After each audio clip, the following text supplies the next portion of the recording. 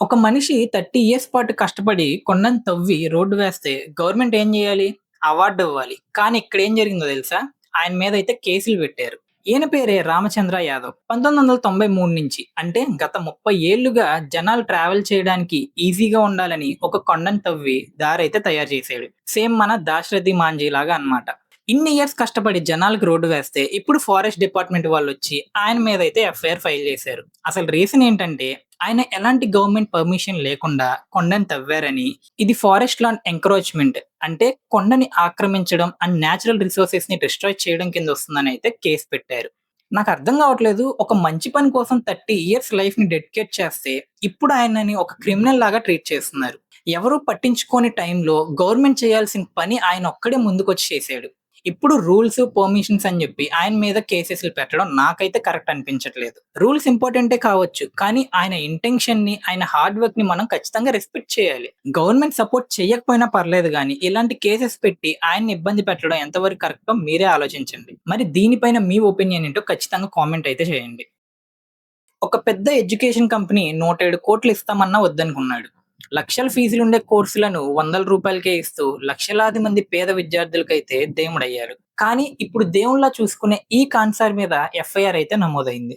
Khan sir ఈ పేరుకి పెద్దగా ఇంట్రడక్షన్ అయితే అక్కర్లేదు. ఎడ్యుకేషన్ మాత్రమే కాదు, పాట్నాలో ఒక హాస్పిటల్ కట్టి కేవలం రూ. 7కే బ్లడ్ టెస్ట్, రూ. 25కే ఈసీజీ, రూ. 350కే డయాలిసిస్ లాంటివి అందిస్తూ పేదవాళ్ళ పాలిటైతే దేవుడయ్యారు. రీసెంట్ గా జరిగిన నీట్ పేపర్ లీక్ ఇష్యూలో కూడా స్టూడెంట్స్ కి సపోర్ట్ గా అయితే నిలబడ్డారు. పేపర్ లీక్ చేసి పిల్లల భవిష్యత్తుతో ఆడుకుంటున్న వాళ్ళని ఖచ్చితంగా ఉరి తీయాలని అయితే గవర్నమెంట్ ని గట్టిగా నిలదీశారు. అంతా బాగానే ఉంది కదా అనుకునే లోపు జూన్ 2వ తేదీ రాత్రి ఊహించని సంఘటన అయితే జరిగింది. పాట్నాలోని కాన్సార్ కోచింగ్ సెంటర్ మీద రాత్రికి రాత్రే 15-20 మంది ఒకేసారి అయితే దాడి చేశారు. కోచింగ్ సెంటర్ మీద రాళ్లు వేయడం, పోస్టర్లు చించేయడం, ఆఫీస్ మొత్తాన్ని అయితే ధ్వంసం చేసేశారు. ఈ గొడవలో ఆయన సెక్యూరిటీ గార్డ్ కూడా ఒకరైతే హాస్పిటల్ పాలయ్యారు. నేను తక్కువ ఫీజుకే క్వాలిటీ ఎడ్యుకేషన్ ఇస్తున్నానని భరించలేక పక్కనే ఉన్న వేరే కోచింగ్ సెంటర్ వాళ్ళు నాపై దాడి చేయించారని అయితే కాన్సార్ అయితే చెప్తున్నారు. అంతేకాకుండా సీసీటీవీ ఫుటేజ్ ను కూడా కాన్సార్ అయితే పోలీసు వాళ్ళకి ఇచ్చారు. కానీ అసలు ట్విస్ట్ ఏంటంటే ఆ సీసీటీవీ ఫుటేజ్ లో కాన్సార్ సొంత సెక్యూరిటీ గార్డులు గాల్లో కాల్పులు అయితే జరిపినట్టు రికార్డ్ అయింది. ఇంకేముంది, పోలీసులు వెంటనే కాన్సార్ మీద అయితే ఎఫ్ఐఆర్ బుక్ చేశారు. పైగా ఆ పక్కనే ఉన్న కోచింగ్ సెంటర్ డైరెక్టర్ ఏమంటున్నారంటే అసలు బయట వాళ్ళు ఎవరు కాల్పులు జరపలేదు. ఇదంతా కేవలం సింపతి కోసం కాన్సారే ఇలా డ్రామా అయితే ఆడుతున్నారని ఆరోపించారన్నమాట. ఇప్పుడు అందరికీ వస్తున్న డౌట్ ఒక్కటే, పేద విద్యార్థుల కోసం ప్రభుత్వాన్ని ప్రశ్నించినందుకు ఆయనపై కుట్ర జరుగుతుందా, లేక ఇదంతా కేవలం ఒక 2 కోచింగ్ సెంటర్ల మధ్య జరుగుతున్న బిజినెస్ వారా? నిజం ఏదైనా సరే ఇలాంటి రాజకీయాలు, గొడవల వల్ల నష్టపోయేది మాత్రం పగలు రాత్రి కష్టపడి చదువుతున్న అమాయకపు స్టూడెంట్స్ మాత్రమే. మరి దీనిపై మీరేమనుకుంటున్నారో కామెంట్ చేయండి. ఖాన్ సార్‌ని కావాలనే టార్గెట్ చేశారా? మీ ఒపీనియన్‌ని కామెంట్స్‌లో అయితే ఖచ్చితంగా చెప్పండి.